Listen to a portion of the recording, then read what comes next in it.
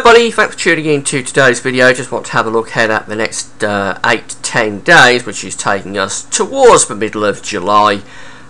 See what's going to happen, see if there's any signs of a change to warmer, more summery conditions. Before I get on with the video, I just want to talk about the advertising. There'll usually be a video ad overlaying my web videos at gavsweathervids.com. Please play those video ads because you'll be supporting gavsweathervids.com by doing that. So this is the first thing we look at, and this is what we usually look at to start off with for these videos. It's the 500 millibar height anomaly charts for 8 to 10 days time. We've got the ECMWF here on the left, the GFS on the right. Have a look at that in a moment. What you need to know about these is that the heights at 500 millibars, 18,000 feet, are actually indicating temperature to 18,000 feet, and then we extrapolate those temperatures into pressure areas where we're likely to be seeing high pressure and low pressure. It's those high pressure and low pressure areas being moved around by the jet stream that really give us the weather. So this is the ECMWF anomaly for 8 to 10 days time.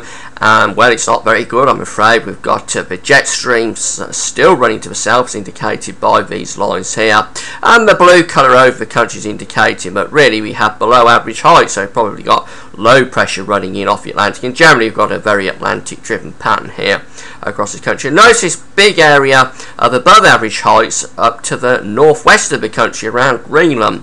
Now that's a big blocking feature that's developing up over Greenland, and it's been present on and off throughout much of June. It looks so it's still going to be there in the next 8 to 10 days time, really blocking the pattern, and that's really what's forcing the jet stream southwards. Usually you would expect, or you would hope, if you're looking for fine weather in summer, to have below average heights over Greenland, so you'd have low pressure over Greenland, and then you'd have a ridge of high pressure underneath it somewhere around the Azores ridging into Europe, and the jet streams would be pushed north towards Iceland.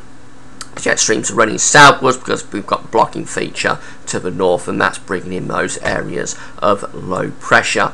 This actually has been the pattern that we've seen throughout many of the summers over the last few years.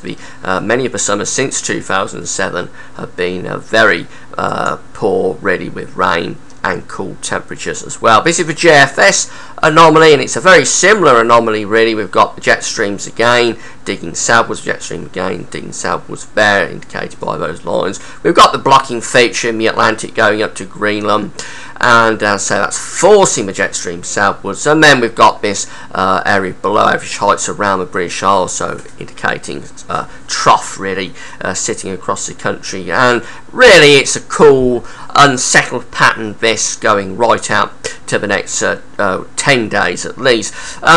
If this is a pattern for 10 days, this would imply that we've got quite a few days before we could break out of this. So this is taking us really up to the middle of July with no sign of a break in the pattern. Just want to show you the jet stream so that you can see where the jet stream is. This is for a week's time. This is the jet stream forecast from the GFS model, and we can see that the jet stream indicated here by this yellow colour, that's indicating that the jet stream is going right the way through Spain and Portugal. Now it's highly unusual to get the jet stream going that far southwards in summer.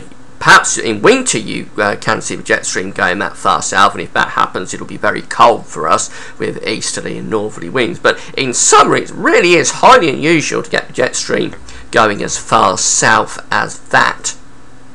Going out 10 days time, this is Friday the 13th of July. Again, we're running that jet stream to the south of the country. It's going through Portugal, Spain, in towards southern France, around the Alps, and we're left under the trough over the top of the jet stream over the British Isles. So really it's very unusual, as I say, to get the jet stream running this far south in summer, even for the last few summers which have been poor. It's quite unusual, this. So having a quick look at the GFS ensemble so that you can see the temperature and the precipitation over the next 2 weeks, over 2 weeks actually, and these are the temperature lines here in the middle of the chart. The red line is indicating where the temperature should be at this time of year. The lines here are all individual members within the ensemble of the GFS line. You can see at the moment we're actually very slightly above average. That's really just because we've got a warm sector associated with an area of low pressure, but those water lines do dip back down towards the seasonal average once we get through to the 5th of July, so from Thursday onwards it'll turn a bit cooler and fresher, and then really the temperatures stay around normal and actually dip below normal once we get past the 10th of July to around the 15th. Got a below average period temperature wise there, and overall there's nothing really showing up on this temperature ensemble that would indicate temperatures coming up into the warm category. For precipitation, well, there's the precipitation spikes at the bottom, a lot of precipitation there. So we're looking at showers, longer spells of rain, really from start to finish on this ensemble. No sign of any particularly settled weather coming on. This is the ensemble for Manchester, but this is a good representation of the weather for the central parts of England. Temperature anomalies for the next week, 3rd of July to the 10th of July. Well, we can see we're a bit above average in the north of the week. That's been skewed, I think, by the warm weather that we've got at the moment, actually. As we saw in the ensemble, it will tend to cool down a bit once we get towards the 10th. Further south, temperature anomalies a little bit below average, but really these are indicating that temperatures are around the seasonal normal. And that's mainly because we've got a lot of cloudy weather with warm nights holding the temperatures up by day. The temperatures are lower under those leaden skies and rainy conditions. Obviously the maximum temperatures are lower, but minimum temperatures holding up better because the nights are cloudy at this time of year. Cloudy nights will give us mild nights. For our precipitation anomaly for the next week, well, perhaps around average for the far southeast of the country, but really the bulk of the country getting above average precipitation anomalies for the next week. So it's quite a wet scene coming up, it has to be said. Maybe slightly drier weather actually for the far northwest of Scotland. That's probably because we're close to that blocking feature to the northwest actually, but really the bulk of the country seeing above average precipitation. So these are the synoptic charts for the next few days, and this is for GFS first of all. Well, this is the situation for Monday, low pressure, Monday the 9th I should say, low pressure sitting right over the top of the country, so it'll be unsettled, showery, and it looks very showery for the weekend. Actually, I've got a big sporting weekend coming up with the Wimbledon finals and the British Grand Prix. I think the weather will be playing its part in these events, particularly of course with the Grand Prix. I think we could have quite a lot of heavy showers at Silverstone on a Sunday, maybe even some thunderstorms, so that'll make for some interesting racing if nothing else. Now for Wednesday the 11th, we've still got that trough across the country. We've got the ridge building out to the west, winds going into the north, so this remains a cool and showery picture. 10 days away, Friday the 13th of July, nothing really changing here. Low pressure is to the east, got another area of low pressure building out to west, but jet streams, as we've already seen, are running to the south of the country, so it's cool, it's showery, it's not very inspiring weather at all.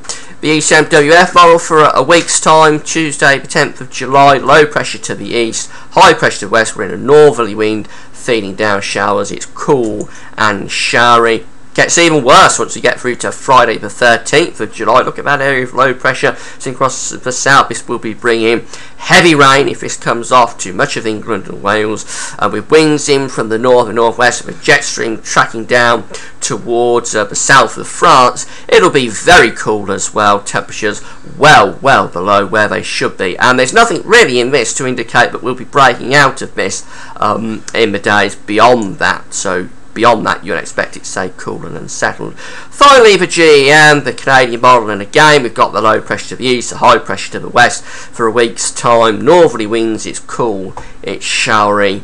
And then as we get through to Friday the 13th of July, well, maybe just bringing a bit of a transient ridge here across south. This is about the best chart I could find this morning, really, but maybe a transient ridge in the south, but really low pressure is dominating the jet streams to the south, so it's unsettled and it's quite cool really across the country. And if we go finally 384 hours out, this is as far out as we can go, Thursday the 19th of July. Nothing's changed. Low pressure is still dominating and the jet stream still running somewhere to the south of the country, so it's still cool, it's still showery. Have a look at the jet stream. There is the jet stream forecast for 384 hours away, Thursday the 19th of July. It's to the south of the country, so it would still be cool and showery even out to the 3rd week of July. So It's bad news if you're looking for summer. It's good news if you don't like heat. It looks like it's remaining cool, showery for the foreseeable future. That's it for now. Thanks for watching.